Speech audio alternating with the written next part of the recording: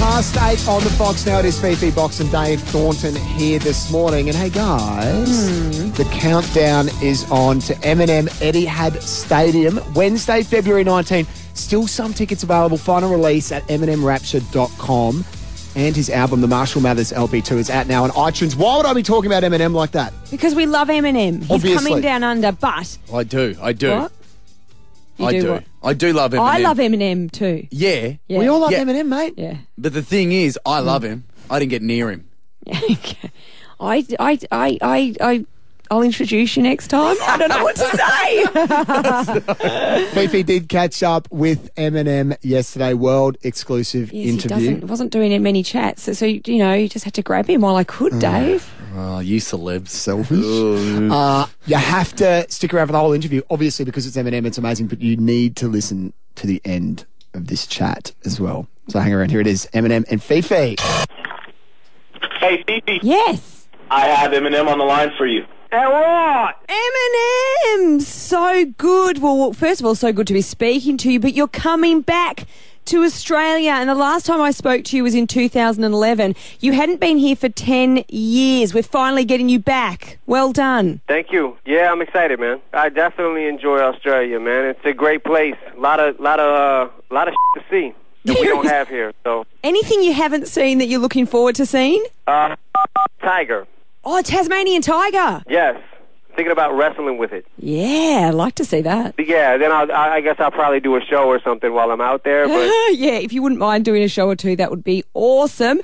Now, look, we love your track, The Monster, that you did with Rihanna, but this isn't the first time you've worked with her, so what is it about her that keeps you coming back? I don't know. I think one of the things is, she's edgy, so I'm always kind of drawn to that. So it's pretty much, I feel like anytime I've had a song recently where it either was edgy or needed an edge, she's always great to call, And I feel like, we've got a pretty good chemistry, so, and she's an incredible singer, so. Oh, no, she's fabulous. And Nate Roos, I mean, that's a brilliant combination too.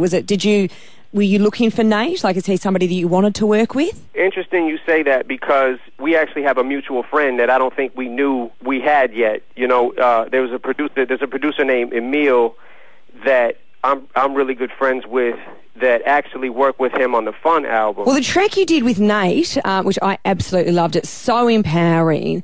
At least that's how I feel when I listen to it. That you're kind of invincible. Is that how you feel when you're writing it? Is that sort of what you set out to do? Absolutely. And I mean, thank you for saying that, because that's one of the things that I try to make my music do. Is at the end of the day, regardless of what people say about it, I do feel like there's a certain amount of people that it reaches that helps them, through certain things. But you're able to touch, because even in people who aren't necessarily going through something, you are able to connect with a rawness. It's a rawness that you convey that then really does connect with somebody and hit an emotional button. So I think that's why everyone relates to your music. But on that, you being a veteran in the industry and being so successful, how do you remain successful and so relevant? Are you across, do you disconnect from the industry at any stage and then come back to it, or are you always aware of what's going on? I always try to keep my finger on the pulse as far as, what's going on in music. But I think, one of the main things about what I do or what I'm doing now is, I still feel inspired. So for me, it was never really about, since the beginning, it was never really about making money or, anything like that. It was more about, just getting the respect from my peers and making music that connects with people.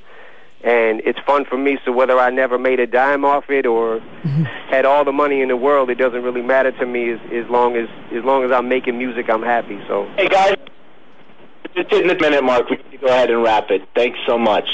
Pardon? Yeah, let's wrap it, and that's it. Thanks, Eminem. Jules, Fifi, Cut off! I can't not know what Eminem was going to say. That is so interesting. It feels like when you just call your mate to try and get off a call. Yeah. Like he was just, I gotta go, mate. See, the publicists, they jump in. Or don't jump in when he's about to say something. Jules, Fifi, and then the phone disconnected. Now, what's happened there is okay, let's try and work this out, guys, because I personally don't want to die not knowing what Eminem was going to say to me. Yeah. So what we've got there is we're going to play. Can you play it again, Dan? Yeah.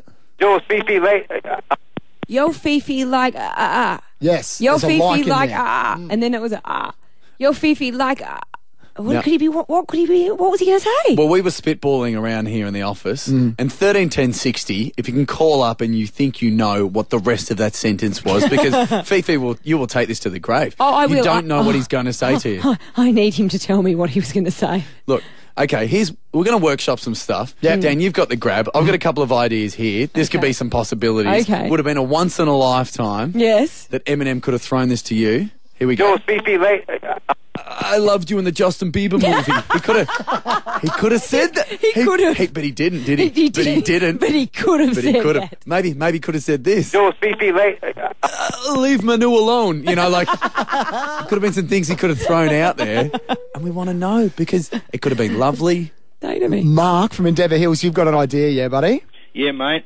I'll play the grab, you finish it. Here we go. Yo, Fifi, When I get down to Australia, you're going to have to take me out for a few drinks. There you Mark, go. That's spot on. I knew you were perceptive, Mark. Yeah. Yeah, well, I like that. I like where you've headed with that. Do you reckon? And yes, I would happily do that. Whatever. You're going to have some Cristal? Going to have a 40 ounce? What are you doing? What?